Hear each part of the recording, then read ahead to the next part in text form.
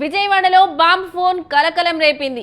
Besant road లో bomb పెట్టామంటూ control room కి phone చేసి చెప్పాడు దుండగుడు. బాంబ్ ఫోన్ కాల్ తో అధికారులు అలర్ట్ అయ్యారు.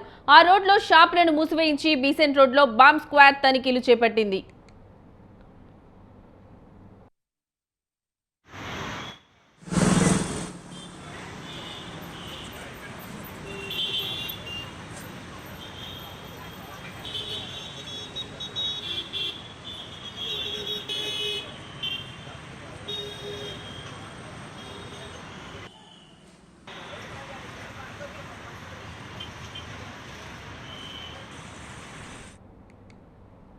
విజయవాడలో బాంబ్ ఫోన్ కాల్ కలకలం రేపింది. బీసెంట్ రోడ్ లో బాంబ్ పెట్టామంటూ కంట్రోల్ రూమ్ కి ఫోన్ చేసి చెప్పాడు దుండగుడు. బాంబ్ ఫోన్ కాల్ తో అధికారులు అలర్ట్ అయ్యారు. ఆ రోడ్ లో షాపులను మూసివేయించి బీసెంట్ రోడ్ లో బాంబ్ స్క్వాడ్ తనిఖీలు చేపట్టింది. ఇక ఇదే అంశానికి సంబంధించిన మరింత సమాచారం మా కరెస్పాండెంట్ సంతోష్ ఫోన్ ద్వారా అందిస్తారు. సంతోష్, చెప్పండి, ఈ అంశానికి సంబంధించి మీ దగ్గర లేటెస్ట్ అప్డేట్స్ ఏంటి?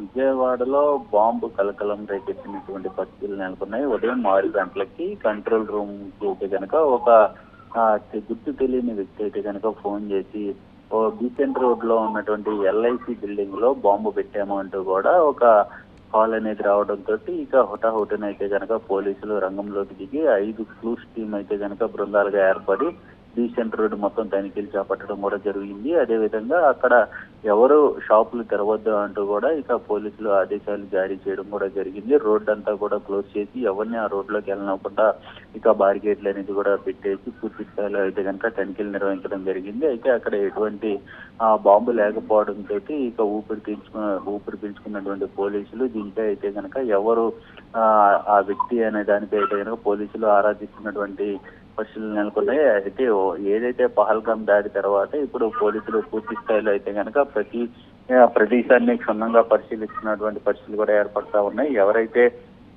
ఇప్పటికే ఈ బాంబు పెట్టామంటూ కూడా చెప్పినటువంటి ఆ వ్యక్తి కాల్ కి సంబంధించినటువంటి డీటెయిల్స్, ఫోన్ డీటెయిల్స్ అనేది కూడా ఇటు టెక్నికల్ ఆధారాలన్నీ కూడా పోలీసులు పరిశీలించడం కూడా జరుగుతూ ఉంది. డిఎస్పీ సైతం కూడా ఇక డీసీపీ సైతం కూడా ఇక రంగంలోకి దిగి బృందాలుగా ఏర్పడి ఆ డీసీపీ సంబంధించినటువంటి ఇన్ఫర్మేషన్ మొత్తం కూడా ఇక మీడియాకి సమాచారం అందించడం కూడా జరుగుతూ ఉంది. అక్కడ ఎటువంటి బాంబు అనేది లేకపోవడంతో ఇక అక్కడ యథావిధిగా కూడా కొనసాగుతున్నటువంటి పరిస్థితులు కూడా కనబడతా ఉన్నాయి.